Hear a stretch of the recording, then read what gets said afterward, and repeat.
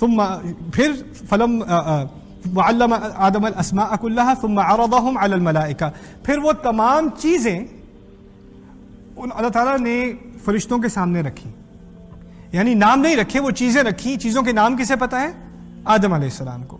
فقال انبئونی باسماء هؤلاء ان کنتم صادقین. ٹھیک ہے، اگر تمہیں شک ہے کہ یہ آدم خون بہانے والا ہے تو تم ایسا کرو، تم مجھے ان چیزوں کے نام تو بتاؤ اگر تم واقعی سچ کہہ رہے ہو. تمہارے شک میں، تمہاری شکایت میں اگر کوئی واقعی سچائی ہے تو ایسا کرو تم ان چیزوں کے نام مجھے بتا دو. انہوں نے کیا کہا؟ قالوا سبحانک، یا اللہ ہم تو آپ کے بغیر عیب ہونے کا اعلان کرتے ہیں، آپ کی تسبیح کرتے ہیں. سبحانک، we declare that you're perfect. لا علم لنا الا ما علمتنا، ہمارے پاس کسی علم کی گنجائش ہے ہی نہیں سوائے اس کے جو آپ نے ہمیں سکھایا.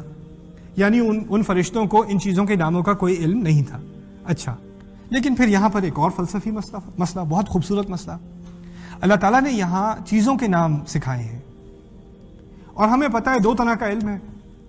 ایک علم ہے وحی کا علم، ہدایت، اللہ تعالیٰ کی طرف سے ہدایت، دعائیں ہیں، اذکار ہیں، نماز ہے، یہ چیزیں ہیں. اور دوسری طرف ہے چیزوں کا علم. اب کوئی جا کے یونیورسٹی میں پڑھتا ہے تو کیا پڑھتا ہے؟ سائنس پڑھتا ہے نا، چیزوں کے نام پڑھتا ہے. اور کوئی جا کے مدرسے میں جا کے حدیث پڑھتا ہے، قرآن پڑھتا ہے تو وہ اللہ تعالیٰ کی ہدایت پڑھ رہا ہے. یہاں جو پہلے علم کا قرآن نے ذکر کیا، کون سے علم کا ذکر کیا؟ اس علم کا ذکر کیا جس کو ہم دین کا علم سمجھتے ہی نہیں. ہم سمجھتے ہیں سائنس کس چیز کا؟ یہ غیر دینیات ہیں، یہ سیکولر چیزیں ہیں، اس کا دین سے کوئی تعلق نہیں ہے. اللہ تعالیٰ نے جو پہلے علم کی بات کی ہے وہ دنیا کے علم کی بات کی ہے، دنیا کے علم کی بات کی ہے. یہ مخلوق خاص کیوں ہے فرشتوں کے نزدیک؟ فرشتوں کے پاس دین کا علم ہے کہ نہیں؟ آپ مجھے بتائیے. فرشتوں کے پاس دین کا علم ہے، کس چیز کا علم نہیں ہے؟ دنیا کا علم نہیں. یہ مخلوق خاص اس لیے ہوگی کہ یہ دنیا کا علم حاصل کرنے کے باوجود دین پر قائم رہے گی، دنیا کا علم حاصل کرے گی. اور یہ مخلوق دنیا کا ایسا علم حاصل کرے گی جو اس سے پہلے کبھی کسی مخلوق نے نہیں کیا ہوگا. اتنی کتابیں چھاپے گی، اتنی لائبریریز بھرے گی دنیا کی، اتنی ایجادیں کریں گی جو کسی مخلوق کے گمان میں بھی نہیں ہوں گی، وہ یہ مخلوق کرے گی. اور اس کے ساتھ ساتھ ہی یہ دین کی تعلیمات بھی حاصل کرے گی. یہ اس انسان کی فوقیت ہے. یعنی اس دنیا کے علوم کو آگے کرنا، سائنسز پڑھنا، ایڈوانسمنٹ کرنا، یہ تمام دینی کا حصہ ہے. یہ آدم کی اپنی جو ایک اس کی ایک ڈیسٹنی تھی، ٹھیک ہے نا، اس کی ایک قسمت تھی. اللہ تعالیٰ نے اس کی لیگیسی میں اور اس کے فیوچر میں، اس کے مستقبل میں جو کہانی لکھی ہے اس میں اس کا اس علم کا ارتقاء کرنا اس کا حصہ ہے. کسی کا یہ کہنا کہ نہیں تم تو دنیا پڑھ رہے ہو یار، دین پڑھو. میں کہتا ہوں تم قرآن تو پڑھ لو یار. تم نے جو ڈویژن بنائی ہے، تقسیم کی ہے، دین کا علم یہ، دنیا کا علم یہ تقسیم تم نے کی ہے. یہ تقسیم قرآن نے نہیں کی، یہ ہماری اپنی بنائی ہوئی تقسیم ہے. اصل میں ان دونوں کو الگ کیا جا نہیں سکتا.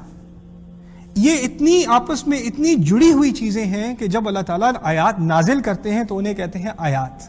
اور جب اللہ تعالیٰ کہتے ہیں آسمان پہ غور کرو، پہاڑ پہ غور کرو، سمندر پہ غور کرو، مچھلی پہ غور کرو، تو انہیں بھی کیا کہا جاتا ہے؟ آیات. ایک وحی کو آیت کہتے ہیں اور ایک مخلوق کو آیت کہتے ہیں. تو اس پہ غور کرو اور اس پہ غور کرو، دونوں کو جب غور کر رہے ہو تو کس پہ غور کر رہے ہو؟ آیات پر. اور آیات پر غور کرنے سے کیا بنتا ہے؟ انسان کا ایمان پختہ ہوتا ہے. سنوریہم آیاتنا فی الآفاق وفی انفسہم حتی یتبین لہم انہ الحق. ہم ان کو اپنی آیات آسمانوں میں بھی دکھا دیں گے، ان کے اندر تک، ان کے داخل تک، ان کے ضمیر تک ان کو اپنی آیات دکھا دیں گے جب تک ان پر پوری بات واضح نہ ہو جائے کہ یہ سچ ہے. یہاں میں آگے کی بات میں کروں گا ہی نہیں اس دفعہ، میں آپ صرف یہی بات کر دوں اس دفعہ. یہ بات سمجھانے کی ضرورت ہے، بہت اہم ہے.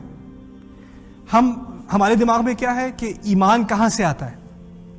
قرآن پڑھنے سے ایمان آتا ہے، نماز پڑھنے سے ایمان آتا ہے، یہی گمان ہے نا. اب مجھے یہ بتائیے، آپ قرآن پڑھیے، ان فی السماوات والارض لآیات للمؤمنین. آپ کو پتا ہے 3 درجے ہیں، ایک مسلمان کا درجہ ہے، ایک مومن کا درجہ ہے اور ایک محسن کا درجہ ہے. اسلام، ایمان اور احسان. آپ کو معلوم ہے مومن کسے کہتے ہیں؟ جس کا ایمان پختہ ہو چکا ہو، جس کے دل میں شک و شبے کی کوئی گنجائش نہ رہی ہو. اب اس آیت کو غور سے سمجھیے. اللہ تعالیٰ فرما رہے ہیں ان فی السماوات والارض لآیات للمؤمنین. بے شک صرف آسمانوں میں اور زمین میں ہی آیات اتنی ہیں، کافی ہیں کہ کوئی مومن بن جائے. کسی کے مومن ہونے کے لیے آسمانوں اور زمین پر غور کرنا ہی کافی ہے. یہ مومن کے لیے کافی ہے. یہاں اور کسی آیت کا ذکر ہے؟ کسی اور عبادت کا ذکر ہے؟ نہ. انسان صرف کیا کرے؟ غور کرے آسمانوں پر اور زمین پر، فزسسٹ بن جائے، بایولوجسٹ بن جائے، کیمسٹ بن جائے، نیورولوجسٹ بن جائے، وہ بھی اس کے لیے کافی ہے اگر مخلص ہے دل کا. اس کو اللہ تعالیٰ کے معجزے اپنی سائنس میں نظر آنے شروع ہو جائیں گے. اپنی سائنس میں میرا ان لوگوں سے تعلق ہے، مجھے لوگ مختلف قسم کے لوگ ملتے ہیں. ایک کپل سے میری ملاقات ہوئی تھی، اوہایو میں رہتے ہیں، دونوں حافظ قرآن ہیں، میاں بیوی. جو شوہر ہے وہ جیولوجسٹ ہے اور بیوی جو ہے وہ نیورو سائنسز میں، دونوں پی ایچ ڈی ختم کر چکے ہیں اپنی.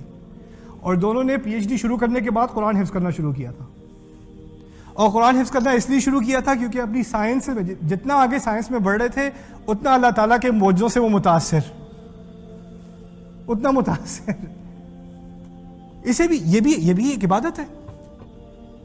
کوئی ڈاکٹر اگر سرجری میں لگا ہو تو روزانہ جب سرجری میں لگا ہو، اگر اس کا دل صحیح جگہ پر ہے نا، تو روزانہ اس کا ایک روحانی تجربہ ہوگا. اللہ تعالیٰ کے معجزے کو وہ اپنی آنکھوں سے دیکھتا ہے، زندگی کا معجزہ اپنی آنکھوں سے دیکھتا ہے. وہ کیا کیا ڈیزائن اللہ تعالیٰ نے انسان کے اندر بنایا اس کو اپنی آنکھوں سے دیکھتا ہے. اسے پتہ ہے اللہ تعالیٰ کی قدرت کیا ہے.